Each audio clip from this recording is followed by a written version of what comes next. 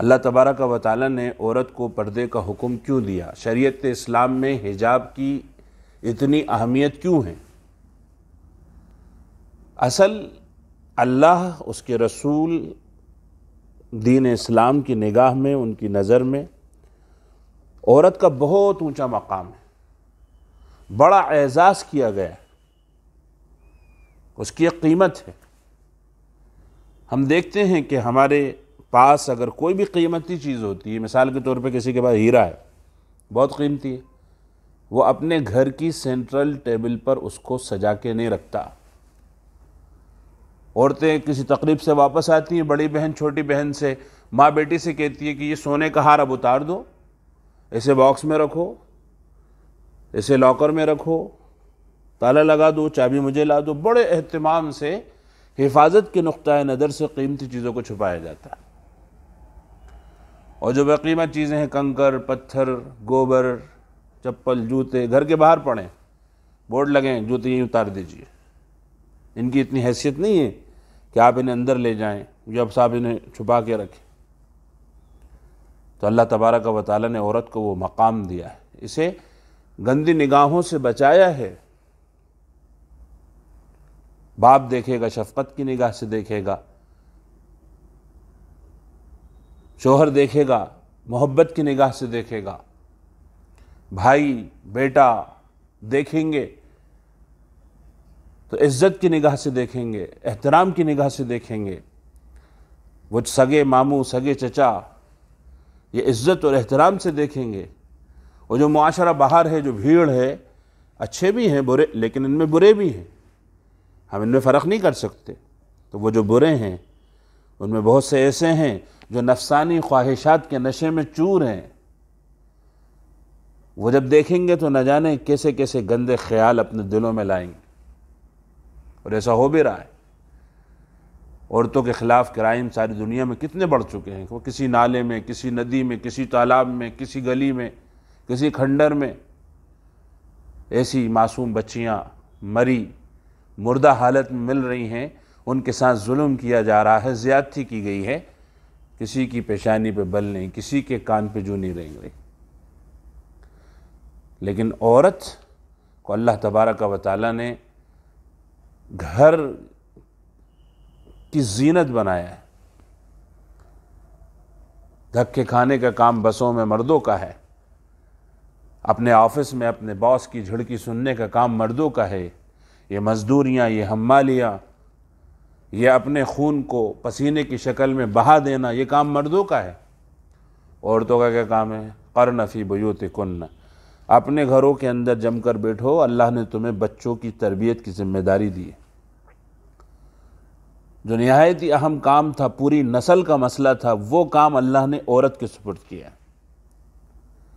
لوہار کا کام مردوں کو دیا، سونار کا کام عورتوں کو دیا، پوری نسل ان کے حوالے کی۔ اس لیے دیکھیں گے کہ دنیا میں جتنے نرسری اسکول ہیں، چھوٹے بچوں کے اسکول ہیں، اس میں ٹیچرز عورتوں کو رکھا جاتا ہے، کیونکہ ان کے اندر ایک جذبات کی طاقت ہوتی ہے۔ حضرت حوا علیہ السلام پیچھے لگ گئیں، آدم علیہ السلام کو گیہوں کا دانہ کھانے پہ مجبور کر دیا۔ آسیہ پیچھے لگ گئیں فرعون کے، اور موسیٰ علیہ السلام کو پالنے پر مجبور کر دیا۔ یہ جذبات کی طاقت اللہ نے عورت کو دی ہے، جسمانی طاقت اللہ نے مرد کو دی۔ ہاں ضرورت پڑ جائے تو عورت کے لیے کام کرنا حرام نہیں ہے، لیکن اصل اس کا مقام یہ ہے کہ وہ اپنے گھر میں بچوں کی تربیت کی ذمہ داری کو سنبھالے۔ جو عورتیں پردہ کرنے والی ہیں وہ اسلام کا جھنڈا اٹھانے والی۔ ابھی وہ خبر آئی ہے نا کہ کلاس میں جانے سے روک دیا، بڑی مضحکہ خیز بات کہ ایک عورت اگر آدھے کپڑے پہنے یا جیسے وہ کپڑے پہنے اس پہ کوئی اعتراض نہیں کر رہا، لیکن عورت اگر اپنا تن ڈھاکے تو اعتراض ہو رہا ہے۔ یہ لوگ کہتے ہیں نا جمہوری ملک ہے، سب کو جیسے چاہیں کپڑے پہننے کا حق ہے، تو اس